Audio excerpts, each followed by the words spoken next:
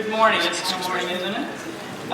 It's good to be back in Iowa. As you mentioned, I'm not new to this state. I've been out here in 1996 with Pat Buchanan, hoping to inject some I should say, conservative principles into that race at that time. I had dinner with Pat the other day, and we're still pushing for the same things we were pushing for back then. But it's always fun to be out here in Iowa during the presidential primary season. Family Research Council is an organization that really stands for the family and fights for the family.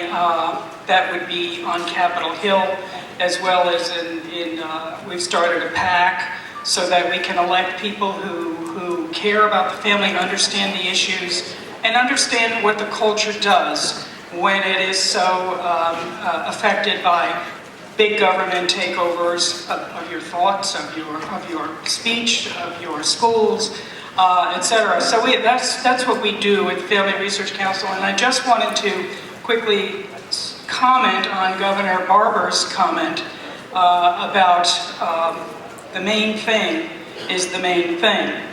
Now, I'm from the East Coast, so maybe that makes a lot of sense in Mississippi, but my problem with the main thing is that I assume he's talking about the economy, and we would certainly agree that the economy is in a very dire situation right now, and it is foremost. However, the culture cannot be subtracted from that. It's a complicated issue, and what happens in our culture affects the economy and everything around it.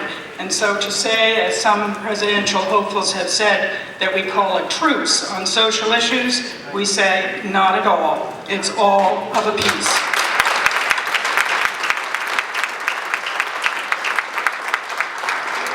Actually, in the last round of 2010 elections, we ran an ad. I hope some of you saw it. We ran it around the country called Government Off Our Backs. And it was a humorous look at the ways in which our very lives, right down to a candy bar you might eat, is being attempted to be regulated by particularly this administration.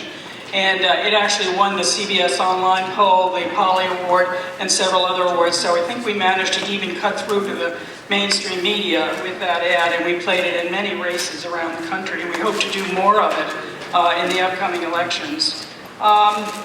When we talk about the culture, and we also believe at Family Research Council that personnel is policy. So that while I again agree with Governor Barber that we must think policy when you're thinking about the next presidential election, I'm not so sure that a lot of people weren't thinking correctly in this country about the person behind the policy. And we had a very, I think some thought an attractive candidate for the presidency, but we didn't realize that Acorn was attached to him. Saul Alinsky was his mentor, was at least by book his mentor, and we are living right now with the tenets of Saul Alinsky guiding our government, and it is outrageous.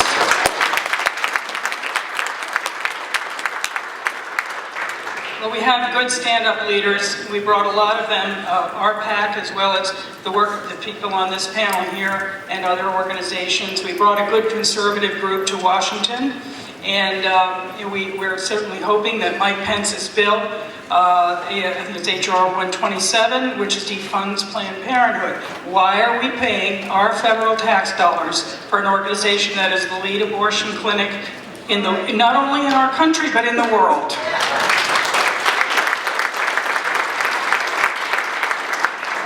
So we're behind Mike Pence, and we're behind a lot of the people that we helped to bring to this conservative House. And of course now we have to do what we can do to bring a conservative Senate. We're targeting 16 new seats in the next round to try to complete the opposition to this Saul Alinsky, and I refuse to call it anything else. It is the Saul Alinsky administration.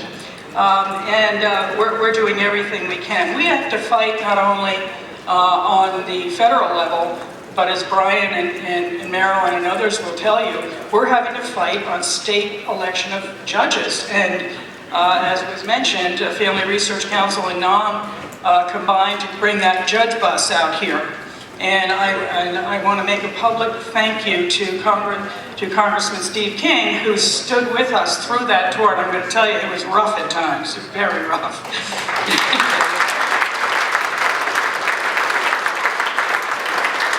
And because he was with us, we had over 250 media hits, which helped, I think, to get the message out about liberal judges and make people who might not be thinking about it understand that when you put liberal judges in place, liberal policy is what you're going to get in the end. So it extends now beyond candidates. It extends now even to judges on your state Supreme Courts. And of course, we fight back in DC to do what we can. It's very hard when you have a president who's going to put liberals on the federal Supreme Court, but we do what we can to be out there, and we are right now running ads in the state of Wisconsin because the unions have picked their own candidate to be on the state Supreme Court there, where again, issues like marriage, life, and all issues, taxation and everything, will come eventually to the court, and we won't have a shot at all when the court is stacked. So the battle is wide, and the battle is very, very deep. Now we look forward to the next round. Family Research Council does not support in the end one presidential candidate, but we fight like mad in the primary to make sure that the candidate that emerges will be one who reflects our concern for families and for a conservative approach to all issues, the economy, to life, to funding, to defunding abortion, and to changing the mindset of the country in general. We have actually developed an ad that we hope will influence the next presidential election on the issue of life. The president we have now voted 3 times in his own state against even a born-alive bill. That is a bill where the baby, while marked for abortion, makes it through the birth canal and is there to save, and yet he voted against a bill to do just that. So we have a president that doesn't reflect the American values, and we'll be doing everything we can in the primary through independent expenditures and, well, basically through independent expenditures to see that we get the best candidate we possibly can to replace the executive branch we have now. Thank you.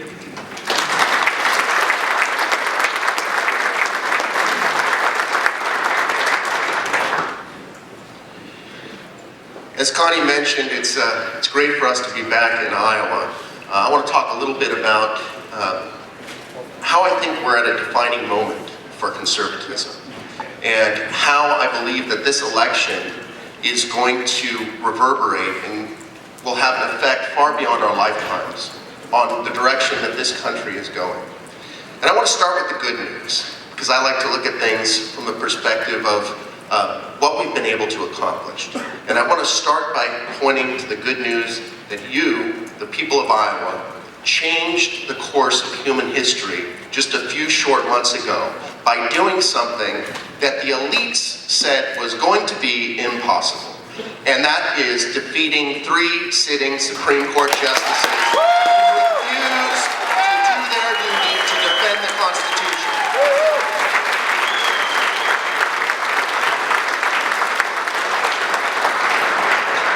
But that is only one. Basically rewrite our Constitution, not just on the family, but on any issue.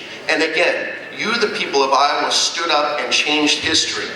Now, in California, we were told by people that were supposed to know better that you will never win a marriage fight in California. This is a liberal democratic state, don't you know? And this is a divisive issue. But what happened? The people of California voted to protect marriage by the same margin that President Obama won his presidential victory in California. So don't tell me this is a divisive issue. This is an issue that unites, like Very few issues do. And the reason I bring all of this up is because we are 31 of 31 public votes on marriage. Every single time the people of this country have been allowed to have a free and fair vote, they've voted to protect marriage as the union of a man and a woman. California, Maine, Iowa, these are all the most recent examples. So this is the good news. The people are still with us. What's the bad news? Well, the bad news is that regardless of all of this evidence, all of the empirical data that shows that the people of this country still understand that marriage is the union of a man and a woman, elites, many of these Democrats, but some Republican, think that somehow we should throw in the towel on marriage issues. And don't be deceived. Truce essentially means unilateral disarmament. That's what truce means. The other side is not calling for a truce. They're working in our schools, they're working in our legislatures to redefine marriage. We have to stand up and protect it. And so we, the people of this country, have an obligation to make sure that our candidates for president are willing not only to use their lips to say, we're going to protect marriage as the union of a man and a woman, but are actually going to go out and lead on this issue, make forceful arguments. And you, the people of Iowa, have the chance to make that real. When these candidates come through Iowa, the caucuses, everything, you can hold them accountable.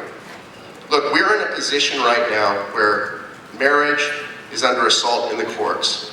And we have a Proposition 8 case currently going before the United States Supreme Court, working its way to the United States Supreme Court, and a DOMA case working its way to the United States Supreme Court that could force a redefinition of marriage throughout the country.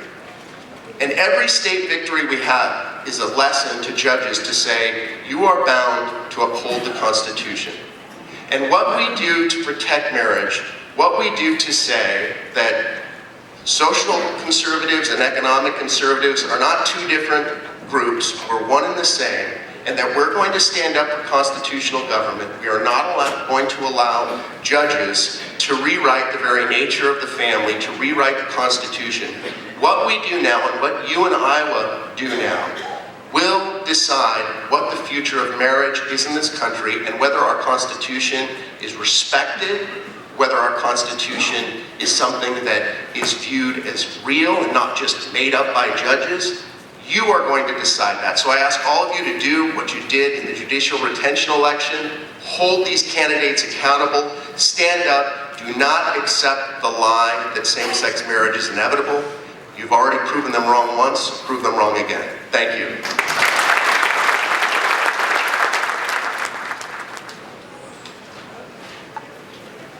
Good morning.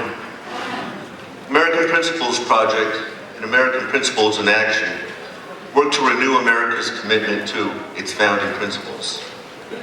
We have offices in Washington, D.C. and South Carolina, and in January 2010, Eric Goranson, who's in the back of the room, opened our Iowa office. Since then, he's been leading up our effort there. We're here working on social issues, including religious freedom, parental rights, life, and educational choice. All those issues are tied to a larger reality, and that's this. Americans, particularly conservative Americans, hold their founding documents and principles as sacred. And because of that, America is an acceptable place.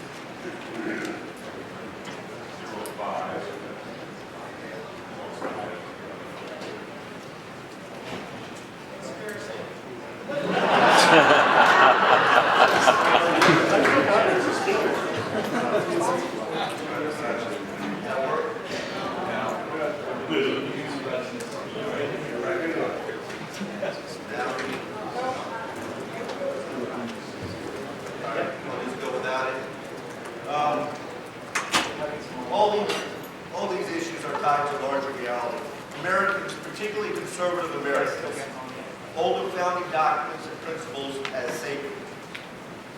And because of that, America is an exceptional place in which to live. And it is a great blessing to be an American. I do have one particular issue I'd like to highlight today. There is an enduring threat against our family.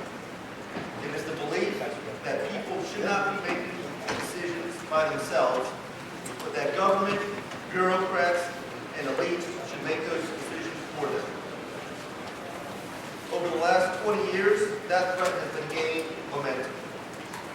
That is, until the 2010 elections, when the people began to reclaim their founding and to roll back big government takeovers.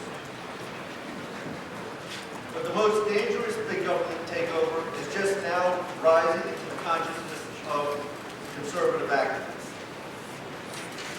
That's the big government, European-style takeover of education that is known as the Race to Top's Common Core Standards. That program was embedded in the 2009 stimulus bill, and it's the greatest threat to liberty in that bill. And perhaps it's a threat as great or greater than the healthcare takeover. And I'll just give you a few highlights of that program.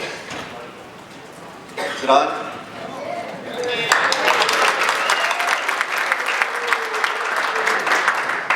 Now that the rhetoric's over, I want to give you a few highlights of that program. Implementation will cost the states billions of dollars. Just by way of comparison, Massachusetts put in new standards in 1993. Between 1993 and 2006, it spent $92 billion implementing those standards. Get your checkbooks out. The federal government strong-armed the states into signing on to the standards. That's nothing new. Neither Congress nor the state legislators approved the program. Approval was put in the hands by the Obama administration of bureaucrats and governors. The program was conceived and directed by the Bill Gates Foundation, which also between 2008 and 2010 provided $35 million to fund and develop the program. It moves the United States toward a European-style education system where government decides what trades or professions a particular student can pursue. It's the antithesis of traditional American education, in which students are educated to be citizen leaders, such as all of you in the room here today. The standards also have substantive weaknesses. It delays development of students' basic arithmetic skills until grade 5, 2 years behind their peers in high-achieving countries. It relies on an unproven approach to geometry, one that Russia tried and discarded 25 years ago. Many grade-to-grade English standards require no increase in intellectual demand. 70% of the English curriculum is not based on literature, but on informational text.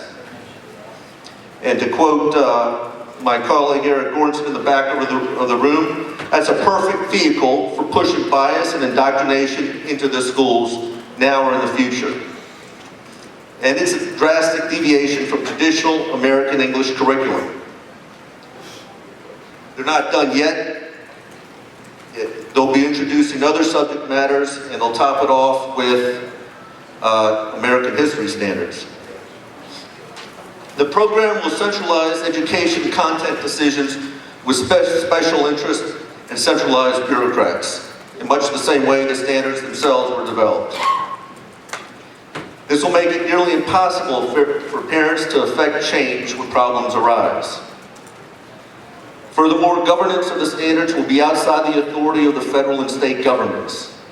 The people will have no direct or indirect say in the matter. With the implementation of the Obama healthcare takeover, government steps in between the doctor-patient relationship. His education takeover puts government between the parent-child relationship. I submit to you that's at least as important. The issue then in America is who should control the shaping of the hearts and minds of our children. Should it be centralized government? Should it be elites in ivory towers or corporate boardrooms? Or should it be as the founders intended? Should it be with parents?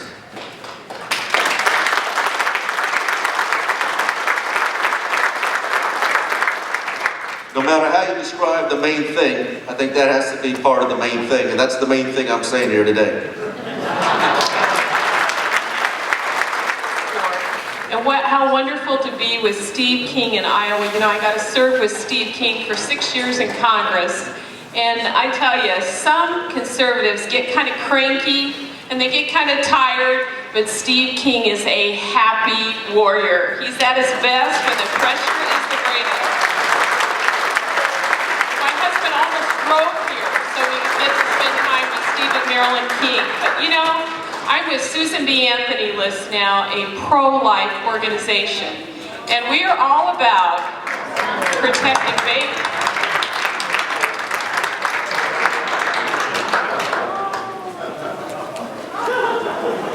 You know, when you're involved in the life movement, and that's what got me into politics to begin with in Colorado, it's about one thing. It's about the intrinsic worth of every individual created by God, a gift to this world with all their talents and their abilities. And this is Reagan Ann King, Stephen Marilyn King's granddaughter. How about it?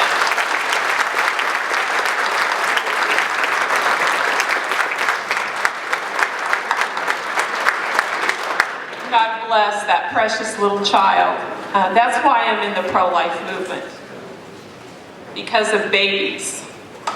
You know, is there anything better? Anything that gives you more hope and joy than a little child? You know, Susan B. Anthony List is named after one of the suffragettes. And I bet you today, if you ask a student in middle school or high school if they were learning about women voting, they wouldn't know that the suffragettes were pro-life. Would they know that? The suffragettes said that abortion was child murder. The suffragettes said that women and their children should not be treated as property. How in the world did feminism, strong women, become synonymous with abortion? You know, there is a new role model today. The last election cycle was the year of the pro-life woman. Susan B. Anthony List worked in races across this country, and there is a new role model for young women that want to be in leadership positions, and that is the pro-life woman. We do not have to take the rights away from a baby like Reagan Ann King to exercise our rights. So there's a new kind of feminism in town. Women are in leadership roles. Susan B. Anthony List is standing for life, and we know that a woman has an incredibly unique voice on the issue of abortion. You have the Barbara Boxers of the world saying to a pro-life man like Steve King, well, what do you know about it? You've never been pregnant. Well, what do you know about this issue? But we are so thankful for our faithful pro-life men in Congress like Steve King, who voted no on the continuing resolution because it contained funding for Planned Parenthood. He said no.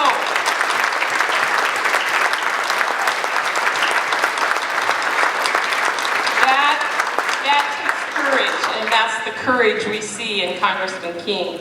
Susan B. Anthony List worked so hard against Obamacare, and there's so many reasons to hate it, as the Lieutenant Governor of New York illustrated so appropriately. But Susan B. Anthony List went after government funding of abortion. Don't be deceived. Obamacare, health care reform legislation, caused the greatest expansion of abortion since Roe v. Wade. That dark day, Roe v. Wade. Susan B. Anthony List has been fighting that every step of the way, and again, it was an election issue. Amazingly, we conservatives all know this. When abortion is talked about in the Republican Party, in the Democrat Party, you get the stony faces. You know exactly what I mean. Just don't talk about it. It's kind of like the truce thing, Connie. Just don't talk about those social issues. But since Roe v. Wade, abortion has not gone away. It's not gone away because we know that laws can either take lives or save lives. So what they do in Washington matters. And when they want to take our tax dollars and fund an organization like Planned Parenthood at the tune of over $360 million a year to give money to the largest abortion provider in this nation, 1 in 4 abortions performed by Planned Parenthood, we are saying no. No more of our tax dollars to Planned Parenthood. I was privileged to be on the Hill visiting members of Congress with Lila Rose. Has anyone seen the videos of Planned Parenthood and what their workers do from the clinic manager on down? Did you see those videos? God bless Lila Rose Live Action, an infusion of young people into this pro-life movement, going in there and showing a clinic manager in New Jersey, that's the one that comes to mind right now, all too willing to aid and abet sex trafficking, all too willing to cover up statutory rape. I mean, it's like a hellish look into a Planned Parenthood clinic. But around this nation, pro-life people are paying attention, and the presidential candidates had better pay attention. We care about life, we want more than lip service, and we don't want our tax dollars going to Planned Parenthood. Planned Parenthood is a $1 billion a year corporation. Can you imagine? Paying their executives 6-figure incomes, and they need our tax dollars? I don't think so. You know, soon there will be yet another opportunity for Congress, and we have come together at Susan B. Anthony List with other organizations. Check us out at exposeplannedparenthood.com, and we have sent over 1 million phone calls just in the last few days to Congress to insist that they defund Planned Parenthood as we fight in this fight for all the values that we hold dear. Remember, life is the litmus test. There's a huge disconnect in Washington, the most pro-abortion president we've ever had.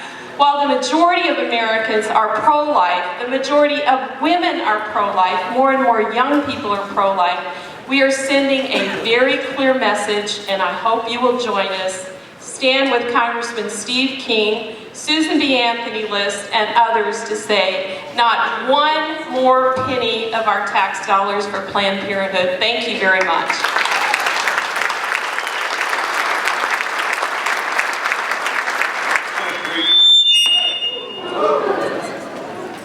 My head must be electric or something. What a great group of culture warriors. We now have some time for questions from the floor. This is a very important part of this conference, is to understand the issues and to affect the issues as we head into this next election cycle. So we should have a couple people with microphones. One right here. We'll start over here to the right. Please address your question to one of the panelists and we'll go from there. My name is Bill Brown, and my question relates to all of you, kind of a broader question. I think it was announced this week that the Hispanic population was now the largest minority population in the U.S. And, you know, my experience with Hispanics has been that they tend to be very conservative on social issues. And there's another group that's, you know, always gives me concern because I have a number of kids in this cohort, and that is the 20-somethings that seem to, you know, be more involved with the dominant culture about how, you know, live and let live and not impose moral standards on anything. And what I want to hear from you is how do our conservative groups reach out on the social issues to those two groups, and how do we get our message deeper into those cohorts which will become a bigger and bigger portion of our society as time moves on.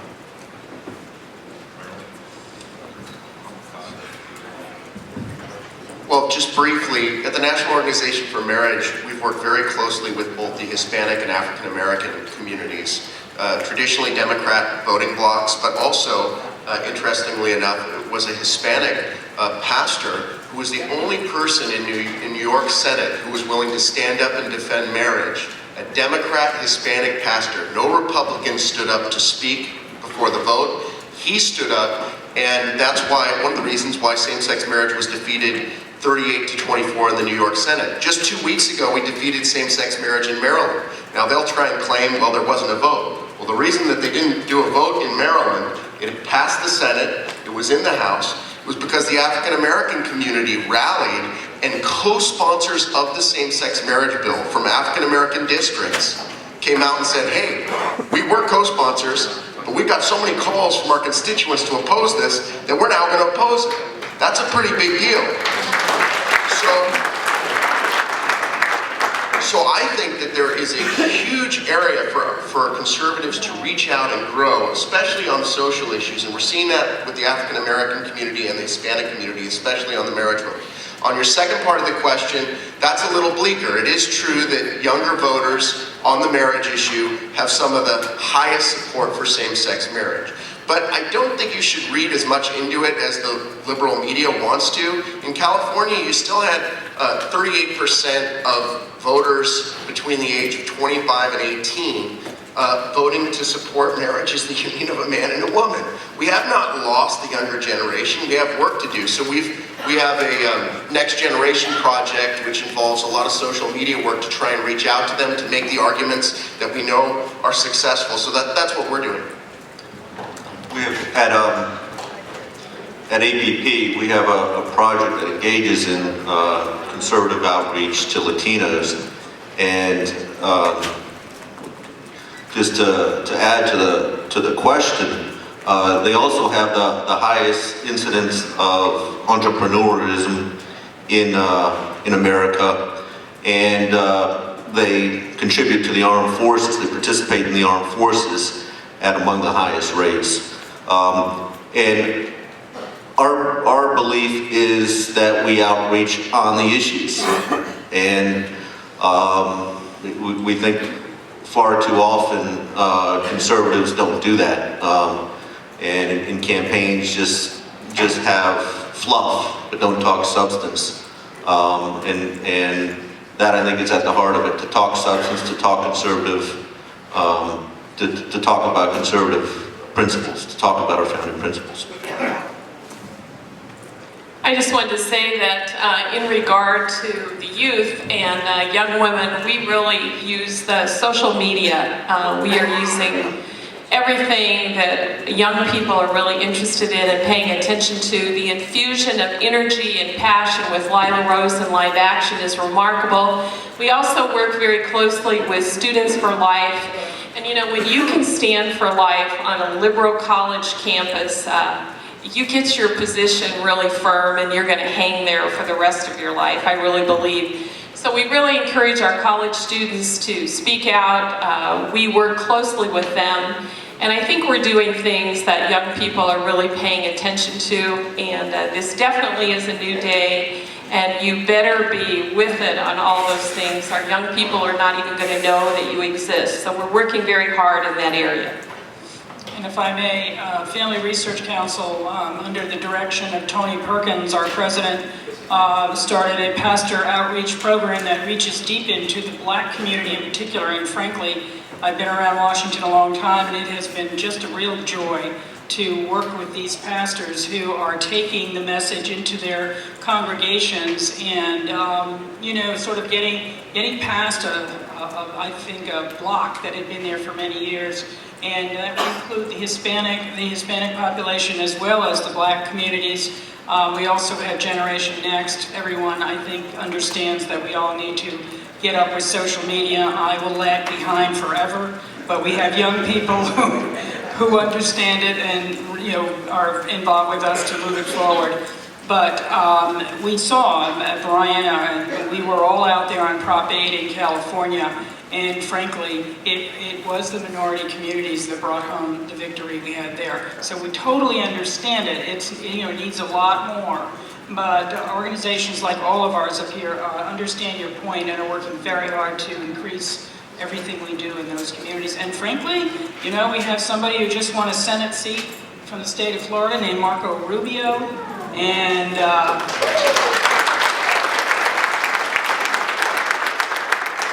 I think there may be a deeper move into the Hispanic community in 2014. I want to address the youth issue. A lot of that disaffection, I think, rises from the education they're getting. It rises from the bias and indoctrination that is going on in the schools and the classrooms. It's not just on social issues. It's on economic issues. The liberal viewpoint is that humans are not inherently creative. That's the elitist viewpoint, is that you have a couple of really creative people in the ivory towers of corporate boardrooms, and they're going to tell us what to do and how we should live our lives. And it's different from, I know it might be a bad word, it's different from capitalism, which the premise is people get together and create things. And they infect our children with this. They infect it through environmentalism, radical environmentalism, that is, what looks at the world as a set of finite resources, and it means that people have to, and people who aren't, in their view, inherently creative, people have to struggle, compete for those resources. It's not an expanding pie, which it is in the capitalist mentality. And so this is something that we really have to buckle down on. This is the state that comes in and infects our children with that, and then they grow up and they're all, they're the well-meaning good children, but they're thinking about these things. They're thinking about these things all the time, and then it shouldn't be any wonder or surprise to us that they start getting disaffected and rebellious. It's just a natural consequence. Basically, you have the state imposing values on them and telling them that whatever you hear from your parents is probably wrong on these issues. APP did a report on the Iowa core curriculum last July. It's up on our website, preserveinnocence.org or AmericanPrinciplesProject.org. But it goes through and it details all the subtleties, or not all the subtleties, many of the subtleties in the Iowa core curriculum that start infecting students with these thoughts. And it's everything, it's government. It kind of presents government as levels. You start from the local level and go up to the state level, and then you go to the federal level. Kind of isn't really faithful to the Constitution. The Constitution talks about two sovereign sets of government, the federal government and the state government. But then you go to the federal government, and then it talks about United Nations. That's not a government, that's an association at best. Next question, Laura. Thank you. I'd like to start